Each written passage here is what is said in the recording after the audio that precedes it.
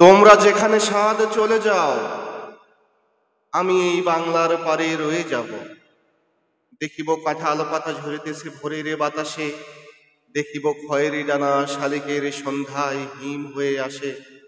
ধবল রোমের নিচে তাহার হলুদ ঝ্যাং, ঘাসে অন্ধকারে নিচে চলে একবার দুইবার, তারপর হঠাৎ তাহারে বনের হিজল গাছ ডাক দিয়ে নিয়ে যায় হৃদয়ের পাশে।